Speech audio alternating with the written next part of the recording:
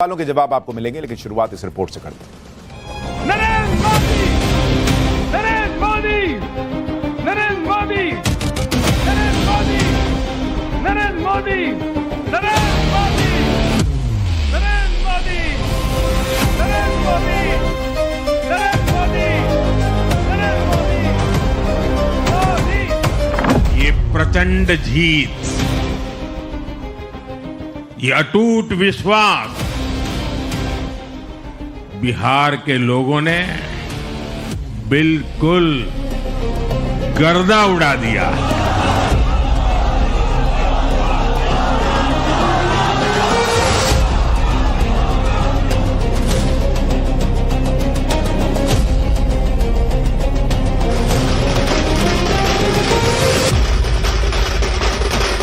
हम लोगों को तो अब लगता है कि अगली बार जो आप आइएगा ना, तो इस बार हम देखें कि कुछ इधर उधर कुछ जीत गया है, अगली बार सब हारेगा।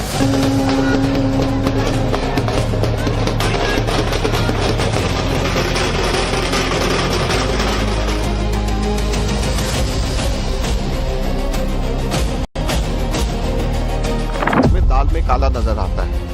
कांग्रेस की राजनीति का आधार अब सिर्फ और सिर्फ नेगेटिव पॉलिटिक्स हो गया है। कांग्रेस के पास देश के लिए कोई पॉजिटिव विजन नहीं है। आप कोशिश करो, मोदी जी आइए, स्टेज पे आइए, भाषण मत दीजिए, डांस कर दीजिए, हम आपको वोट देंगे, देखना कर देंगे। इस बार तो क्लीन स्वीप हम लोग हो रहे हैं।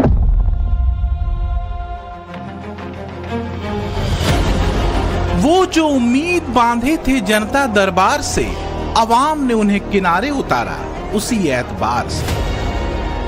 ऐसी फजीहत की आदत तो कांग्रेस की बरसों पुरानी है, लेकिन तेजस्वी भी उसी लपेटे में आ जाएंगे, इसका भान उन्हें न था। नया तो छोड़िए, पुराना वाला आंकड़ा भी आधा ना आ सका इस बार।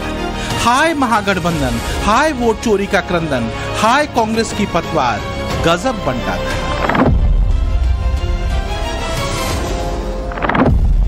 हाल ये हुआ कि राहुल तेजस्वी की जोड़ी बिहार की जनता के बीच भरोसा नहीं बना सकी, जबकि मोदी नीतीश पर बिहार की जनता का भरोसा अखंडित रहा। राहुल तेजस्वी कोई व्यवहारिक गवर्नेंस मॉडल नहीं दिखा सके, जबकि मोदी नीतीश के विकास मॉडल पर जनता ने मुहर लगा दी। राहुल तेजस्वी के गठबंधन पर जंगल राज की परछाई कायम रही, जबकि सुशासन की तस्वीर बिहारियों को भरोसेमंद लगी। बिहार के चुनाव में जब मैं जंगल राज की बात करता था, कट्टा सरकार की बात करता था, तो आरजेडी के लोग कभी विरोध नहीं करते थे, लेकिन कांग्रेस वालों को बहुत चुभता था और बहुत बहुत मोदी क्या बोल रहे हैं, ऐसा क्या बोल रहे हैं। लेकिन आज मैं फिर कहना चाहता हूं, मैं कहूंगा वापस नहीं आएगी कट्टा सरकार। बिहार के लोगों ने विकसित बिहार के लिए मतदान किया। बिहार की महाविजय ने एक नहीं कई प्रश्न खड़े किए हैं विपक्षियों के हिस्से में। वो प्रश्न जो महागठबंधन के वर्तमान से लेकर राजपुत्रों के राजनीतिक भविष्य तक से जुड़े हैं। क्या पाटलिपुत्र की वीथियों में महागठबंधन की पराजय के मौन गीत गूंजेंगे? क्या महागठबंधन के जटिल सूत्र शिथिल होंगे? क्या महागठबंधन का खंड खंड होना निश्चित है? और क्या मगध की पराजय कुछ और चेहरों को चिंताओं से निस्तेज करेगी? क्या पीएम मोदी ने गंगा के प्रवाह के अनुरूप अपनी योजना तय कर ली है? क्या 2029 की महायोजना का सूत्रपात हो चुका है? गंगा जी यहां बिहार से बहते हुए ही बंगाल तक पहुंचती है। बिहार ने बंगाल में भाजपा की विजय का रास्ता भी बना दिया है। मैं बंगाल के भाइयों बहनों को भी आश्वस्त करता हूं, अब भाजपा आपके साथ मिलकर पश्चिम बंगाल से भी जंगल राज को उखाड़ फेंकेगी। 2026 में बंगाल में चुनाव होने हैं और उत्तर प्रदेश में 2027 में। बिहार से मिले महाविजय के मोमेंटम को बनाए रखने की पूरी कोशिश मोदी शाह की होगी, इसमें कोई संदेह नहीं। ये इसलिए भी जरूरी है क्योंकि बिहार में कई मुद्दे ऐसे रहे जिनसे बंगाल भी जुड़ता रहा है। इसमें एक संवेदनशील मसला रहा है घुसपैठियों का, जिस मुद्दे पर पीएम मोदी से लेकर केंद्रीय मंत्री अमित शाह तक आक्रामक रहे। जो भारत का नागरिक नहीं है, फिर से सुन लीजिए, जो भारत का नागरिक नहीं है, जो घुसपैठ करके आया है, उसके साथ भारत के संविधान के तहत न्याय सम्मत कार्रवाई होती रहेगी। बंगाल की अस्मिता के खिलाफ होने वाली किसी भी साजिश को बीजेपी कामयाब नहीं होने देगी।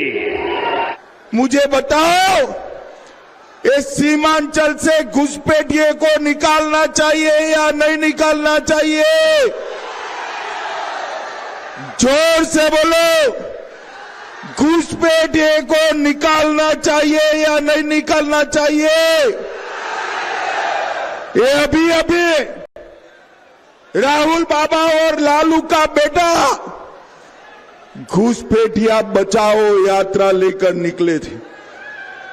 वो चाहते हैं कि सीमांचल घुसपैठियों का गढ़ बने, मगर सीमांचल वालों, मैं कहकर जाता हूं, न केवल सीमांचल, पूरे बिहार से एक एक घुसपैठियों को हम चुन चुन कर निकालने का काम करें।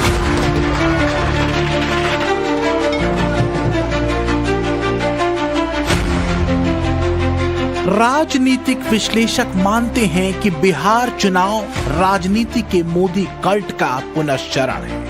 बिहार चुनाव परिणाम बिहारियों के वोटर्स का वर्तमान से जुड़ा संदेश भर नहीं है, बल्कि 2024 की कसक और 2029 की राजनीति का संकेत भी है। और इसी संकेत से बंगाल ही नहीं, उत्तर प्रदेश तक की राजनीति की संभावनाएं बीजेपी रचेगी, ये तय है। 2024 के लोकसभा चुनावों में बीजेपी जब बहुमत के आंकड़ों से दूर हुई तो वोट बैंक वाली राजनीतिक पार्टियों की आंख में चमक आ गई। ये चमक हालांकि ज्यादा दिन तो टिकी नहीं। इसके बाद कई राज्यों के विधानसभा चुनावों में मोदी मैजिक ने फिर जाति और वोट बैंक का गणित सेट करके बैठी विपक्षी पार्टियों को पटखनी दी। और अब बिहार चुनाव के नतीजों ने यह साफ कर दिया है कि मोदी फिनोमिनन अभी रुकने वाला नहीं। देश की जनता का भरोसा ब्रांड मोदी पर पहले से कहीं ज्यादा है। राहुल गांधी वोट चोरी वाले नैरेटिव को लाख उछालते रहे, अखिलेश, तेजस्वी, ममता राहुल के सुर में सुर मिलाते रहे, तुष्टीकरण के हर दाव आजमा ले ये लोग, इससे देश की जनता को फर्क नहीं पड़ता। इसके पीछे वजह क्या है? वजह है ब्रांड मोदी पर भरोसा, उनके मॉडल पर भरोसा। क्या जनता का संदेश सीधा है कि वोट बैंक और जाति वाली राजनीति का दौर अब नहीं चलेगा? बॉस, मेरे माइंड में था कि हिंदुस्तान की जनता अपने संविधान के लिए एक साथ खड़ी होकर लड़ जाएगी, और यह सच साबित हुआ। महाराष्ट्र से लेकर हरियाणा और दिल्ली से लेकर बिहार तक के नतीजों ने जब धीरे धीरे कांग्रेस की राजनीति के नए राग को मंच से उतार दिया, तब एक और नया राग छेड़ा गया, वोट चोरी का। एसआईआर को लेकर बिहार के चुनावी मंचों से चेतावनियों का शोर शुरू हो गया। कभी ज्ञानेश कुमार नाम सुना है? सुना है? नहीं सुना होगा, नहीं सुना होगा। कभी आपने ऐसे सांधु का नाम सुना है? नहीं सुना होगा। कभी विवेक जोशी का नाम सुना है? नहीं सुना होगा। यही है चुनाव आयोग के सबसे ऊंचे अधिकारी, जो इस देश के संविधान के साथ, इस देश के लोकतंत्र के साथ खिलवाड़ कर रहे हैं। आप सोचते हो आप रिटायर कर लोगे, चैन का जीवन जियोगे इस तरह का घोटाला करके? तो याद रखो, याद रखो, ये देश आपको नहीं भूलेगा। बिहार के चुनावों ने एक और बात सिद्ध की है। अब देश का मतदाता, खास तौर पर हमारा युवा मतदाता, मतदाता सूची के शुद्धिकरण को बहुत गंभीरता से लेता है। बिहार के युवा ने भी मतदाता सूची शुद्धिकरण को जबरदस्त तरीके से सपोर्ट किया। एसआईआर वाली राजनीतिक पीड़ा सिर्फ कांग्रेस की व्यक्तिगत पीड़ा नहीं है। इस पीड़ा का प्रवाह बंगाल में टीएमसी और उत्तर प्रदेश में समाजवादी पार्टी तक है। बिहार के चुनावों में अखिलेश ने एसआईआर को वोट चोरी का हथकंडा बताते हुए खूब वार किए थे, भविष्यवाणियों की बौछार की थी। अखिलेश ने बिहार के चुनावों को देश बनाने का चुनाव तक बताया था। इस देश को बनाने के लिए चुनाव करेंगे, क्योंकि बिहार का परिणाम ही दिल्ली की सरकार को हिला देगा। सरकार नहीं चलेगा। बताओ, बिहार से हारने के बाद दिल्ली की सरकार कैसे चलेगी बताओ। इसलिए बिहार के लोग न केवल यूपी का भविष्य बनाएंगे, बिहार का भविष्य बनाएंगे, बल्कि देश का भी भविष्य बनाने का काम करेंगे। तो क्या बिहार की जनता ने देश बनाने के चुनाव में अपना जनादेश देकर 2029 तक की सत्ता की स्पष्ट तस्वीर दे दी है? बिहार के लोगों ने राज्य ही नहीं देश के भविष्य को लेकर किस पर भरोसा किया? तो इसका जवाब है मोदी नीतीश की जोड़ी, जिसे 48% जनता के वोट मिले, जबकि राहुल तेजस्वी वाले महागठबंधन को 37%। अकेले बीजेपी को 20% वोट मिले, जबकि वोट चोरी के आरोप लगाने वाली कांग्रेस को 8%। 101 सीटों पर मैदान में उतरी बीजेपी को 89 सीटें मिली, तो 60 सीटों पर उतरने वाली कांग्रेस को महज 6 सीटें। तो क्या अब भी कुछ बताना बाकी रह जाता है कि कांग्रेस और महागठबंधन के वोट चोरी वाले नारे को कैसे नकार दिया बिहार की जनता ने? लेकिन बीजेपी के 90% के स्ट्राइक रेट में कांग्रेस को कुछ काला ही नजर आ रहा है। कभी भी किसी भी समय के ऊपर इतना स्ट्राइक रेट 1984 के अंदर भी कांग्रेस का ये स्ट्राइक रेट नहीं था जो कि इस वक्त बिहार के अंदर बीजेपी का स्ट्राइक रेट 90% से भी ऊपर स्ट्राइक रेट, ये किसी को भी उम्मीद नहीं थी और इसमें दाल में काला नजर आता है। मुद्दा दाल में काला होने का है या चश्मे में कुछ काला लगे होने का, या काला ही देखने का? इस सवाल का जवाब कांग्रेस की गूढ़ बैठक में तलाश करना होगा, क्योंकि कांग्रेस जितनी जल्दी इस प्रश्न के जवाब को खोज पाएगी, उसके लिए आगे की राह आसान हो सकेगी। फिलहाल तो वर्तमान ये है कि राहुल गांधी पर बीजेपी के तंज के तीर चल रहे हैं। बीजेपी नेता अमित मालवीय ने एक्स पर पोस्ट किया, लिखा कि राहुल गांधी एक और चुनाव एक और हार। अगर चुनावी निरंतरता के लिए कोई पुरस्कार होते तो वो सभी पर भारी पड़ते। अमित मालवीय ने आगे लिखा कि इस दर पर असफलताएं भी सोच रही होंगी कि वह उन्हें इतनी विश्वसनीयता से कैसे पहचान लेते हैं। आज ही के दिन सिर्फ एक चुनाव में हमारे जितने विधायक चुने गए हैं, कांग्रेस पिछले 6 चुनावों में 6 चुनाव में उतने विधायक जीत नहीं पाई। तो क्या बदले तेवर और कलेवर में आए राहुल गांधी ने राह गलत पकड़ ली? क्या राहुल के नेतृत्व को कांग्रेस एक बार फिर तमाम हारों की कसौटियों पर कसेगी, या फिर ईवीएम, संविधान खतरे में और वोट चोरी के नेगेटिव नैरेटिव के बाद नए नैरेटिव से एक बार फिर राहुल को कवर कर दिया जाएगा? 2022 में भारत जोड़ो यात्रा से राहुल गांधी ने बदले हुए रूप और मोहब्बत की दुकान वाले नए टैग के साथ राजनीति में री एंट्री की थी। इसके बाद 2024 में भारत जोड़ो यात्रा और फिर बिहार चुनावों में वोटर अधिकार यात्रा। जब मैं बिहार के नतीजे देखता हूं तो अपनी हालत पे मुझे दुख कम होता है।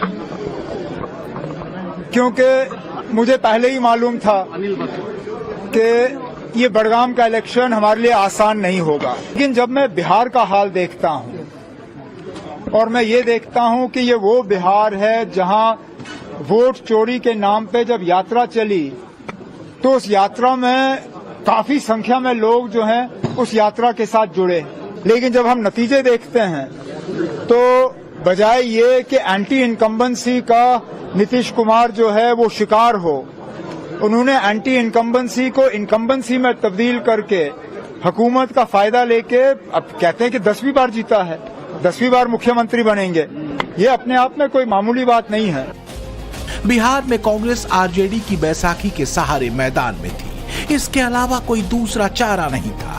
बमुश्किल आरजेडी ने कांग्रेस को 60 सीटें दी थीं, लेकिन लगता है तेजस्वी ने भारी गलती कर दी। बिहार के असल मुद्दों के बजाय वोट चोरी का नैरेटिव लेकर उतरे राहुल गांधी खुद तो पानी में कूदे ही तेजस्वी की। For more of such videos, do like, share and subscribe to ET Now Swadesh.